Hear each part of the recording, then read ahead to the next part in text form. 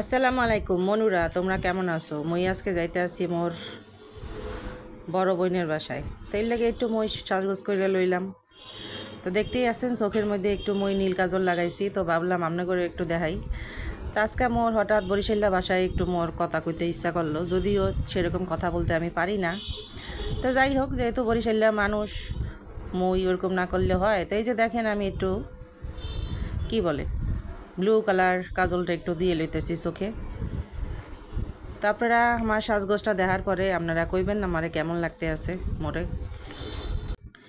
এই কাজলটা দিছে আমার এক কাজিন, মানে আমার এক ফুফাতো বোন। এটার কথা আমি ভুললেই গেছিলাম। মুই আজকে মোর ওই কসমেটিক্সের বক্সটা লইছি আর হাতের সামনে এটা পাইছি। মোর বরিশালের কথা যদিও পুরোপুরি হইতে আছে না, তারপরে যারা বরিশালেরা ভাই বোনেরা আছেন তারা একটু শিখাই দিয়েন মোরে। আসলে আমি কিন্তু এমনি কাজল টাজল দেই না। মোর কাজল দেওয়া কিন্তু আপনারা দেখছেন বেশিরভাগই মই সুরমা চোখে দেই, আর নেলে কাজল দিয়া ভূত হইয়া মানে চোখের নিচের পাতাটাই লাগাই। উপরের পাতায় মই সেরকম দেই না।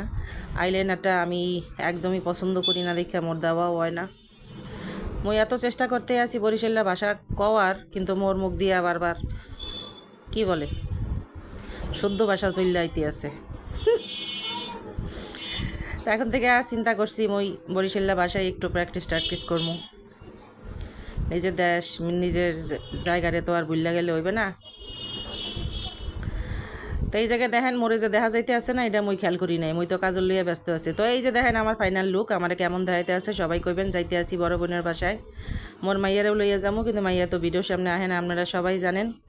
তো কেমন লাগতে আছে মোরে একটু কইেন তো, সুন্দর একখান করে কমেন্ট করেন সবাই আপুরা ভাইয়ারা। মোর কথায় বা ভিডিওতে কোথাও কোনো ভুল হয়ে থাকলে মোরে ক্ষমা করে দিয়েন। সবাই ভালো থাকেন। আসসালামু আলাইকুম, আল্লাহ হাফেজ।